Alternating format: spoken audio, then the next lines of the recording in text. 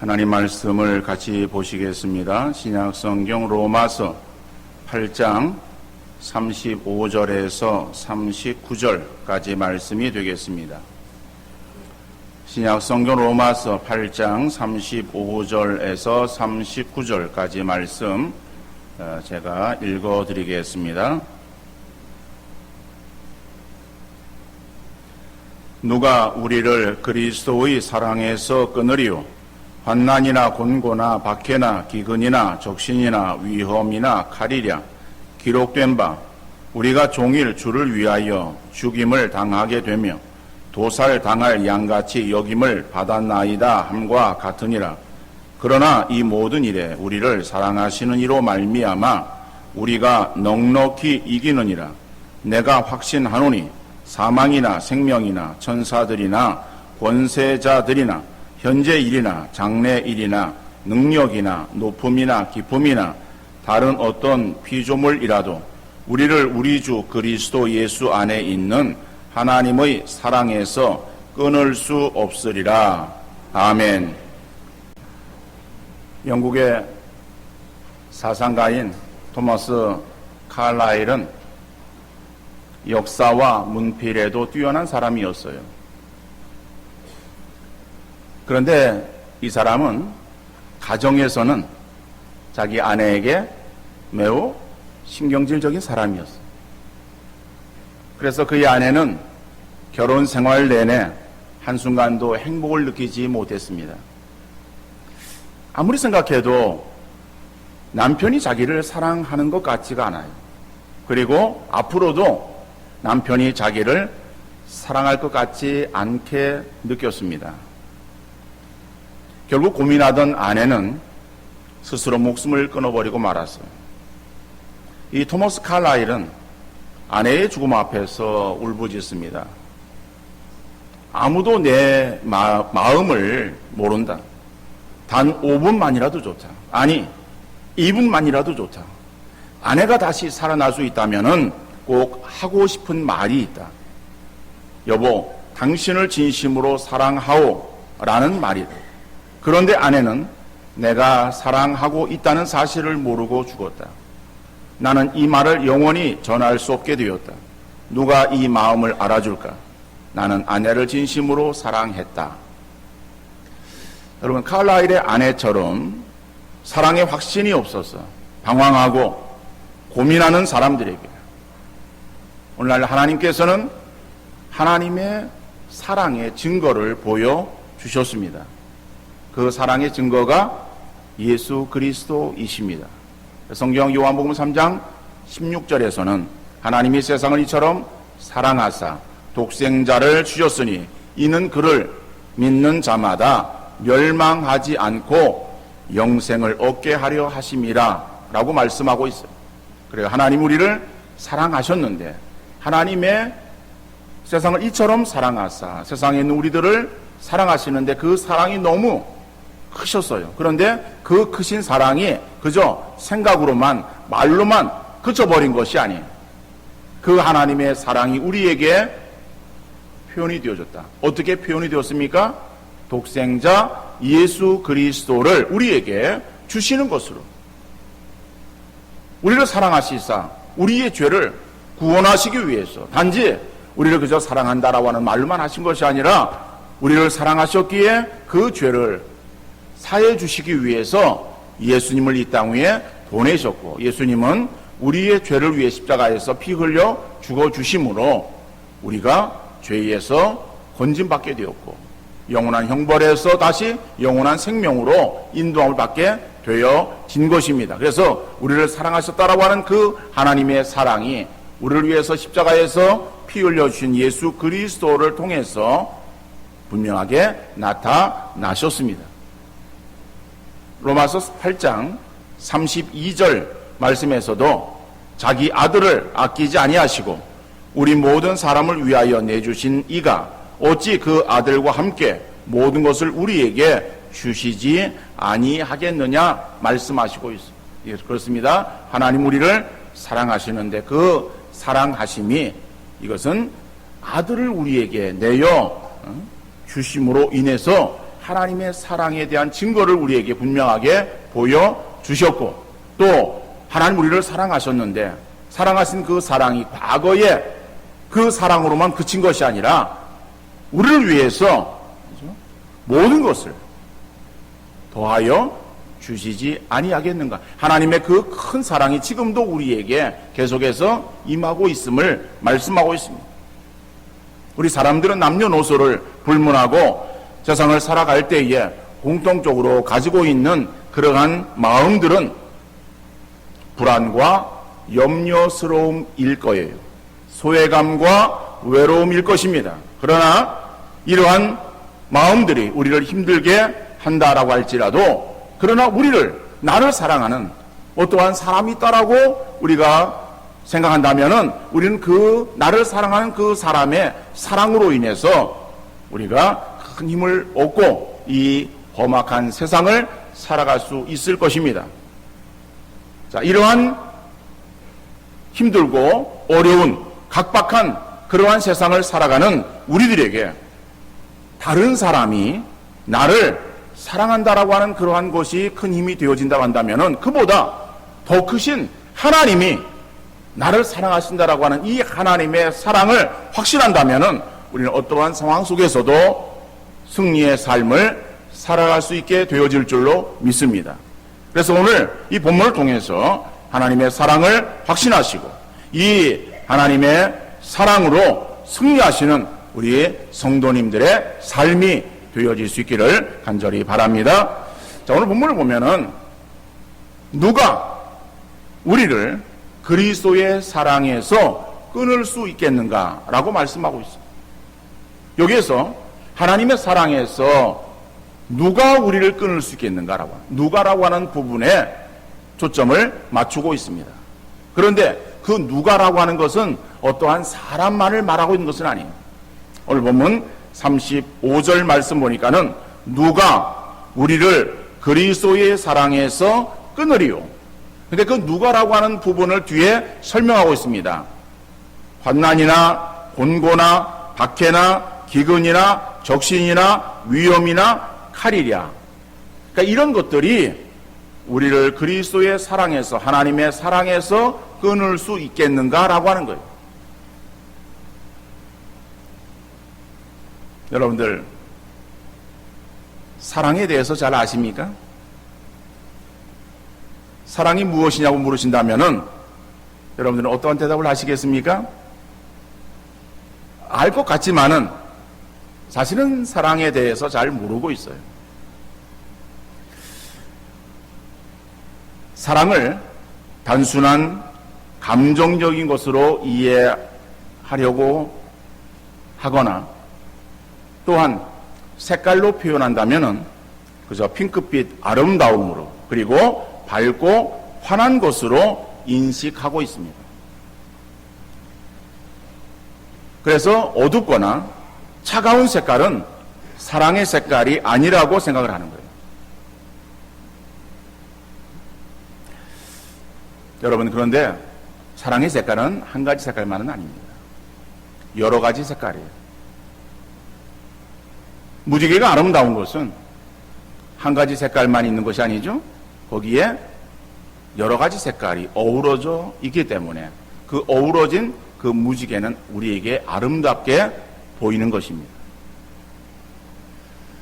하나님이나 사랑하는 사람의 사랑도 역시 한 가지의 모습으로만 나타나야 되는 것으로 알기에 다른 빛깔로 나타나는 사랑에 대해서는 우리는 사랑이 아니라고 생각을 하는 거예요. 하나님의 사랑, 우리에게 항상 좋은 것으로, 그리고 부드럽고 달콤한 것으로만 나타나는 것으로 알고 있기에 이러한 약점을 사단은 교묘하게 악이용하고 있습니다.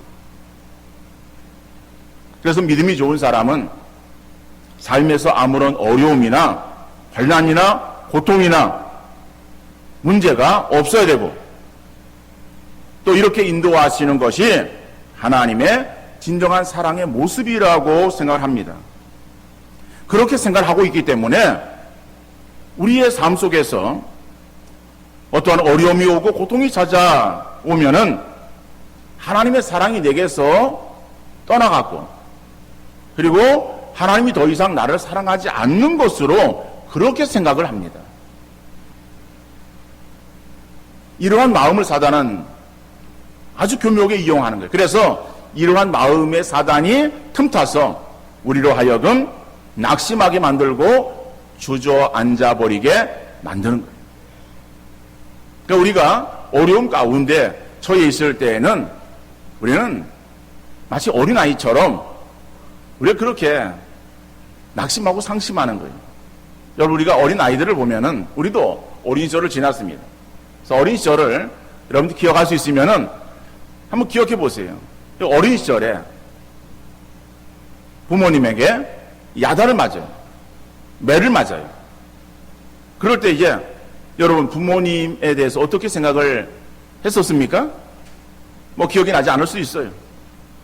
그러나 우리가 그럴 때를 생각해 본다면은 뭐 기억이 잘 안 나도 추측해 본다라고 할 때에 그럴 때에 아버지가 나를 사랑하는구나, 엄마가 나를 정말 지극히 사랑하는구나, 이렇게 생각한 경우가 있겠습니까? 아마 없을 거예요. 그럴 때는 다 어린 마음에 어떠한 생각이 들어요? 엄마가 나를 사랑하는가? 정말 아빠가 내 아빠인가? 나는 혹시 저 다리 밑에서 주워온 아이가 아닌가? 이러한 착각을 하는 거예요. 뭐 그러면서 스스로 그 부모에게서 본인이 떠나거나 멀어지는 그러한 경우도 우리는 있었어요. 근데 그것이 지나고 보니까는 철없는 어린 시절에 어린 아이 때의 모습이었구나, 생각이었구나라고 하는 것을 깨달을 수 있을 거예요. 근데 그럼에도 불구하고 오늘 우리가 장성해서 어른이 되어서 노년이 되어서 우리가 긴 인생을 살아왔지만은 그럼에도 불구하고 하나님의 사랑에 대해서 우리는 어떻게 생각하는가 하면은 그 어렸을 때 똑같은 모습을 우리가 가지고 있는 거예요. 그래서 하나님께서 나에게 있어서 뭐 좋은 일을 허락해 주시면은 내가 하나님의 큰 사랑을 받고 있고 하나님의 큰 어떠한 은혜 가운데 거하고 있는 것처럼 생각하고, 내게 어떠한 어려움이 주어지면은 하나님이 나를 사랑하지 않는가? 왜 저 사람은 사랑하는데 나를 사랑하지 않는가? 라고 하는 그러한 그 생각 속에 우리가 스스로 주저앉아 버리고 낙심되어질 경우들이 너무나도 많이 있다라고 하는 거예요. 오늘 본문에 보면은요, 이 본문은 바울이 로마 교회에 편지하는 그러한 내용이에요. 바울은 어떤 사람이었어요? 그가 예수 그리스도를 믿고 난 이후에 그는 결코 등 돌리지 아니하고 주를 위해서 헌신하고 그리고 평생 복음을 전했던 사람 아닙니까? 자기의 어떤 욕심이나 자기의 어떤 유익을 구했던 삶을 살았던 사람은 아니에요. 철저하게 그는 예수 그리스도 중심의 삶을 살려고 애를 썼고 또 그렇게 살았던 사람이야. 그러면은 그렇게 주께 헌신하고 평생을 주를 위해서 봉사하며 주님을 기쁘시게 여기기 위해서 힘썼던 그 바울의 삶을 하나님께서는 어떻게 인도해 주셔야 되겠습니까? 우리 생각에는 정말 바울을 사랑하신 하나님은 바울에게 있어서 아무런 문제 없는 그러한 평안한 삶으로 인도하시고 많은 것들을 허락하시는 복된 삶으로 그를 지켜주셔야, 그래야 하나님이 바울을 사랑하는 것 아니겠어요? 근데 오늘 본문에서 보면은요, 바울은 어떻게 말하고 있습니까? 환난이나 곤고나 박해나 기근이나 적신이나 위험이나 칼을 이렇게 말하고 있어요. 여러분, 그런데 이것은 우리가 뭐 하나하나 일일이 그 원어를 따져오면서 생각해 보지 않아도 환난, 그죠? 어떠한 그 외적에서 오는 그러한 이 문제를 말하는 것이죠. 곤고, 그 어떤 환난으로 인해서 주어지는 마음의 어떤 고통스러움, 이런 것을 말하는 거예요. 박해, 그죠? 뭐 심한 박해들, 기근, 배고픔, 적신, 벌벗음, 위험, 뭐 여러 가지 위험들을, 요소들, 그죠? 칼, 어떤 생명의 위험. 그러니까 다 이런 것을 보면은요, 이것을 뭐 하나하나 우리가 다 따지고 본다기보다는 뭐 이런 것들을 볼 때에 정말 바울에게 주어졌던 큰 어려움들, 그 어려움들의 그런 그 부분들을 뭐 세밀하게 이렇게 나열하고 있는. 근데 이것을 하나로 모으면은 바울에게 있었던 큰 어려움이다라고 하는. 그러니까 바울에게 있어서 정말 평생 주를 위해서 헌신하고 복음 전하고 행했던 그러한 그 삶에 하나님께서 허락하셨던 그러한 그 모습은 어떤 모습이에요? 이것은 고통이다라고. 어떠한 환난이다라고 합니다. 그래서 이런 어떤 그 어려움들, 어떤 문제들, 이러한 어떤 삶을 살았던 자기의 그러한 그 삶을 한마디로 요약해서 어떻게 말하고 있는가 하면은 그 뒤에 나오는 36절의 말씀 보면은 기록된 바 우리가 종일 주를 위하여 죽임을 당하게 되며 도살당할 양같이 여김을 받았나이다 함과 같으니라. 여러분 구약의 말씀을 인용하고 있는 거예요. 예수님께서 바로 이렇게 정말 고난의 그러한 이 삶을 살았던 것처럼 바울에게 있어서도 그러한 그 고난이 그에게 주어지고 있다. 그런데 그 고난의 삶을 한마디로 말해서 도살당할 양같이라고 말하고 있습니다. 우리는 양을 키우지 않고 양을 가까이 하지 않기 때문에 양에 대해 잘 몰라요. 그런데 양뿐만 아니라 모든 동물들이 다 그렇습니다. 자기의 죽음 앞에 그 죽음을 인지하는 거예요. 아는 거예요. 그리고 그 죽음 앞에 두려움을 갖는 거예요. 우리가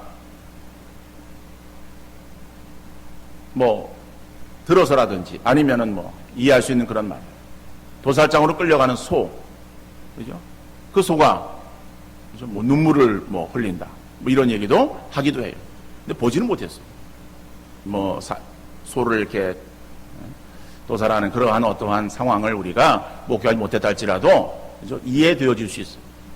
생명 가지고 있는 존재, 자기의 생명이 끊어진다라고 하는 그런 것들을 생각할 때에 두려움이 앞서는 것. 이것은 모든 그러한 생명체계 공통적인 그러한 본능인 것 같습니다. 그러니까 얼마나 이 도살 당하는 그러한 그 도살장 앞에 끌려가는 양이라고 할 때에 정말 그 모습이 낙심되어지고 그리고 정말 힘없는 그러한 그 모습일까. 그런데 바울의 그러한 그 모습이 바로 그러와 같다라고 이렇게 말하고 있어요. 그러니까는 여러분 우리가 인간적으로 생각할 때는 이해가 잘 안 되어지는 그런 말 아닙니까? 아니 바울에게 있어서 하나님께서 더 좋은 환경과 더 좋은 여건과 그렇죠? 편안한 그런 그 삶으로 그를 인도하면 좋았을 텐데 왜 하나님께서 그러한 삶으로 인도하셨겠는가? 정말 하나님이 바울을 버리셨는가? 하나님이 바울을 사랑하지 않으셨는가? 그렇게 우리는 생각할 수 있습니다. 그 당시에 바울뿐만 아니라 초대교회 성도들의 그러한 삶을 보면은 그 당시 신앙생활을 행한다라고 하는 것은요, 신앙생활을 행할 때에 주어지는 그러한 그 보상은 그것은 육신적인 만족과 그 다음에 부귀영화가 아니었습니다. 여러분 로마 시대에 로마가 지배하고 있었던 시대예요. 그 로마가 지배하고 있었던 시대에 왜 기독교인들이 박해를 받았는가? 왜 로마가 기독교에 대해서 그렇게 이를 갈며 기독교인들에게 어려움을 주었는가? 그건 다른 것이 아니에요. 기독교인들이 자초한 일이에요. 그러니까 기독교인 자초했다는 거는 그러니까는 이게 좀 이상하게 들릴 수 있습니다. 로마는 세계 여러 나라들을 이제 정복해 나갑니다.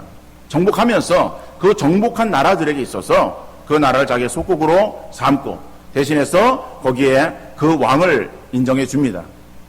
그리고 그 전쟁에 대해서 전쟁 배상금을 이제는 요구합니다. 그리고 거기에 한 가지 조건을 제시하는 거예요. 그 조건이 무엇인가 하면은 로마의 황제는 신이다. 그러니까 너희가 로마 황제를 이제는 숭배해라라고 하는 거예요. 그러니까는 로마는 너희 나라와 같지 않다. 너희도 하나의 나라이지만은 그 너희에게 세워진 그 왕은 한지 하나의 왕일 뿐이고 우리 로마의 그 왕, 황제는 이거는 사람이 아니라 신이다. 그러니까 너희 나라는 우리나라의 황제를 숭배해야 된다라고 하는 그 조건을 붙이는 거예요. 그러니까 다른 나라들은 다 조건을 받아들였어요. 그러니까 받아들인 그러한 나라에서는 어떤 문제가 없어요. 자기들의 어떠한 그 종교를 가질 수 있어요. 그러면서 로마 황제를 또 숭배하면 되는 거예요. 근데 기독교인들은 그걸 용납하지 않는 거예요. 왜? 성경에 나 외에 다른 신을 두지 말라라고 말씀하셨기 때문에, 나 외에 다른 신에게 절하지 말라라고 말씀하셨기 때문에 다른 신이 없는 거예요. 우리는 숭배할 다른 신이 없어요. 하나님 이외에는 다른 신이 없어요.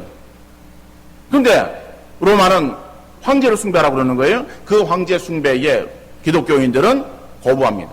그러니까 거부하는 그러한 기독교인들을 로마는 그냥 내버려 두지 않았어요. 그래서 그들을 잡아서 회유하거나 아니면 말 안 들으면은 심한 고문을 하거나 아니면은 처형을 하는 거예요. 그러니까 기독교인들은 붙잡히면은 감옥에 들어가고 그리고 또 처형을 받게 되어지는 거예요. 그러니까는 그 붙잡히지 않기 위해서 도망가는 거예요. 그 도망가는 것이 신앙을 지키기 위해서 그런 거예요. 신앙을 포기하면은 그들은 감옥에 들어가지 않았어요. 그냥 신앙 포기하고 그냥 황제 숭배 그 앞에 절하고 섬기면은 삶에 아무런 문제 없었어요. 그런데 신앙을 지키기 위해서 자기의 모든 것들을 다 포기하고 그는 고향을 떠나서 정든 집을 떠나서 각지에 흩어져서 살아야 되고 그곳에서도 눈치를 보며 삶을 살아가고 그러다 붙잡히면은 처형을 당하게 되고 처형의 그러한 그 형장에서 그들은 결코 예수 그리스도를 부인하지 아니하고 그리고 순교의 이슬로 사라졌던 거예요. 여러분 그러한 그 고통들, 그러니까 초대교회의 신앙생활을 행한다라고 하는 것은 이것은 엄청난 그러한 핍박과 박해가 있었어요.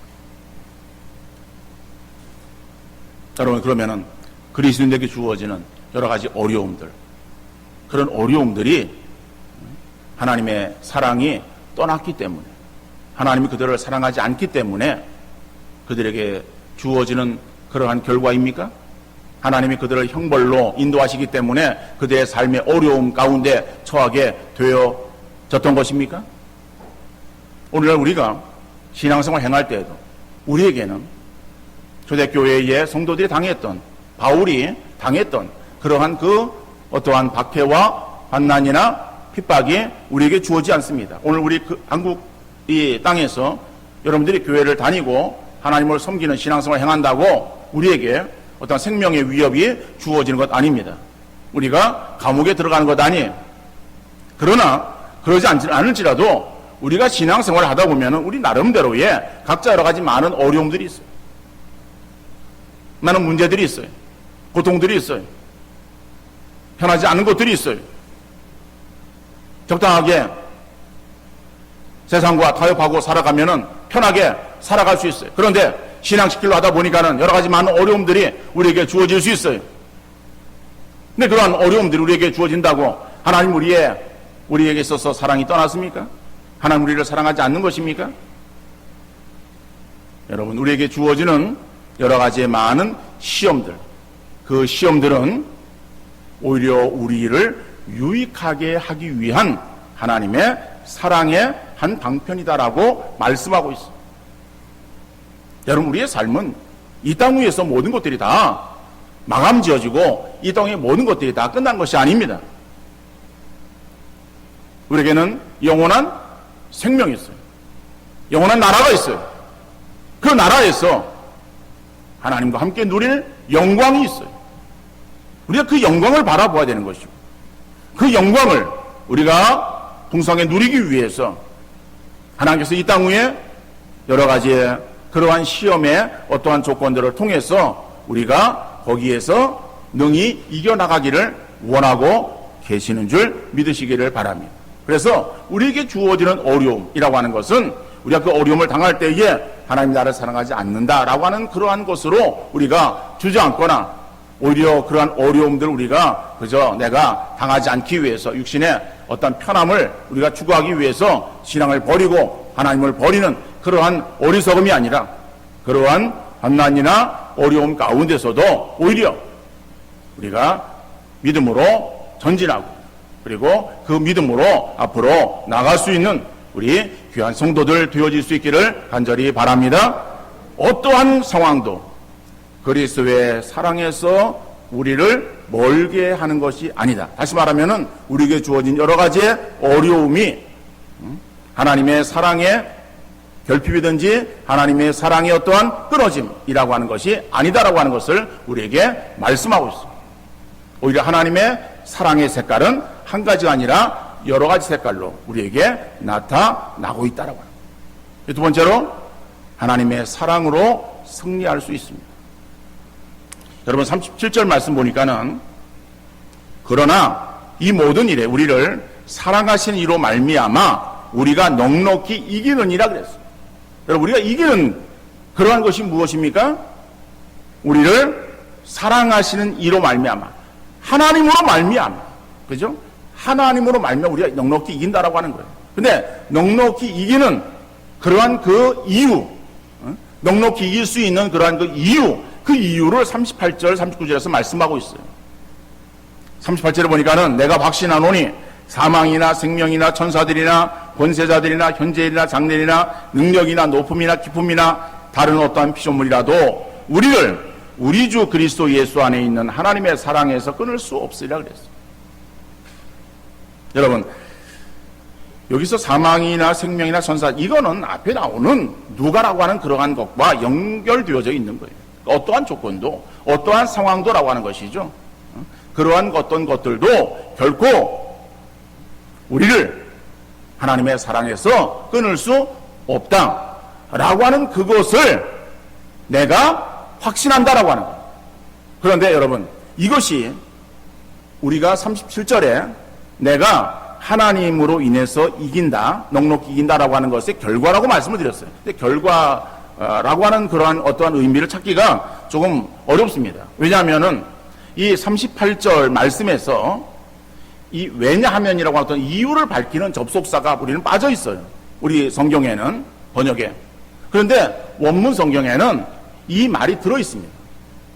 이거는 왜냐하면이라고 하는 호티라고 하는 그러한 그 이 헬라어 접속사가 들어 있어요. 이거는 이 말은 우리가 37절에 하나님으로 인해서 하나님의 그 하나님으로 말미암아 우리가 넉넉히 이긴다.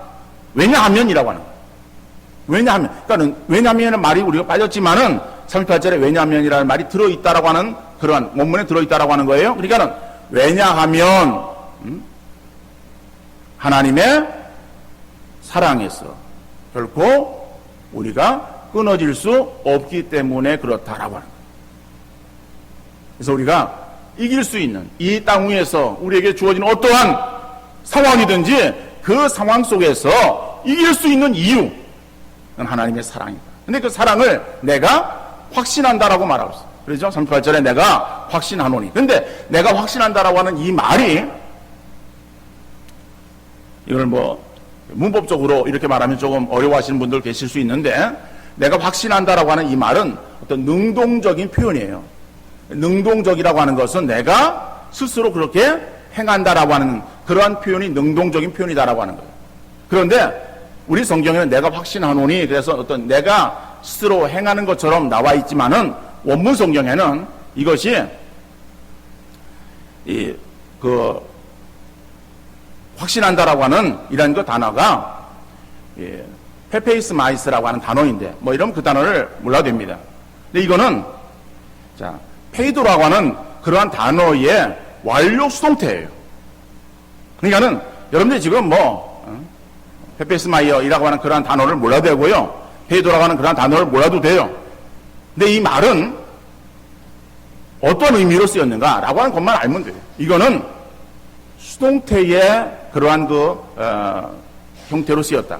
다시 말하면은 확신한다라고 하는 것이 내가 스스로 이걸 그렇게 확신하는 것이 아니라 하나님께서 나로 하여금 그렇게 알게 하심으로 인해서 내가 그렇구나라고 하는 것을 확신한다라고 하는 거예요.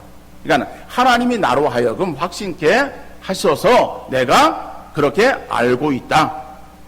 그런데 그러한 이길 수 있는 이유가 다른 것이 아니라 어떠한 상황 속에서 하나님이 나를 사랑하시는 그러한 사랑에서 우리가 결코 끊어지지 아니하기 때문에 우리가 그 하나님의 사랑으로 우리 이 세상 속에서 승리할 수 있다라고 하는 말씀이에요. 여러분, 하나님의 사랑은 이거는 조건적이거나 결과적이 아닙니다. 사랑이라고 하는, 우리는 하나님의 사랑을 생각할 때에 인간적인 관계 속에서의 사랑을 생각하면서 하나님의 사랑을 그렇게 생각할 때가 있습니다. 인간의 사랑은 조건적이죠. 어떠한 서로 남녀가 사랑합니다. 만나요. 교제합니다. 근데 사랑하는데 남자가 사랑하는 그러한 여자를 만을 바라보는 것이 아니라 다른 여자를 바라봐요. 다른 여자에 관심이 있어요. 그러면은 그것을 안 여자가, 상대 사랑하는 여자가 사랑했던 그러한 그 남자를 사랑하겠습니까? 찾아가서 너와는 이별이야, 결별을 선언할 거예요. 왜? 네가 나를 사랑하지 않으니까 나도 너를 사랑할 수 없다라고 하는 것이죠. 이게 인간적인 관계 속에서의 사랑의 모습이에요. 조건적이에요. 네가 나를 사랑하면은 나도 너를 사랑하고, 네가 나를 사랑하지 않기 때문에 나도 너를 사랑할 수 없다라고 하는 거예요. 근데 하나님은 사랑은 그런 것이 아닙니다. 하나님의 사랑은 무조건적이에요. 그래서 이 무조건적인 하나님의 사랑을 우리가 엿볼 수 있는 것이 이 땅에서 부모의 사랑이에요. 부모의 사랑은 자녀에게 대해서 무조건적입니다. 물론 사람에 따라서, 경우에 따라서 그 사랑이 약간 다르게 나타날 수도 있어요. 안타까운 오늘의 현실을 우리가 보고 있습니다만은 어떻든 간에 자녀에 대한 무조건적인 사랑은 부모 사랑의 근본이에요. 그죠? 우리가 부모가 자녀를 사랑할 때에 자녀가 내게 잘해주고, 자녀가 내 마음에 들기 때문에 사랑하고, 자녀가 내 마음에 들지 않으면은 내가 자녀를 사랑하지 않고 그렇습니까? 그러지 않아요. 자녀가 부모를 잘하거나 잘 대하지 못하거나, 그저 부모는 자기 자녀이기 때문에 사랑하는 거예요. 하나님의 사랑보다 더합니다. 더한 그러한 그 하나님께서 우리를 사랑하실 때에 우리가 하나님을 잘 섬기고 하나님께 대해서 우리가 열심히 신앙생활 행하면은 하나님 우리를 사랑하시고, 우리가 하나님에 대해서 열심히 신앙생활 행하지 아니하고 또 하나님의 말씀을 뭐 어기고 이러면 하나님 우리를 멀리하시고 뭐 그러십니까? 그건 하나님이 아니에요. 하나님은 우리가 어떻든 간에 하나님 우리를 향하신 그 사랑은 변함이 없어요. 그러니까 여러분, 우리가 하나님에 대해서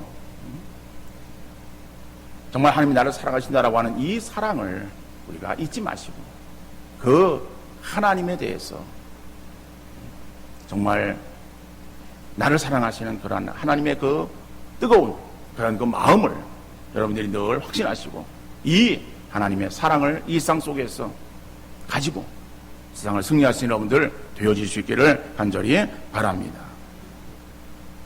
부산 서구에 아미 파출소라고 하는 그런 파출소가 있어요. 좀 오래된 일입니다.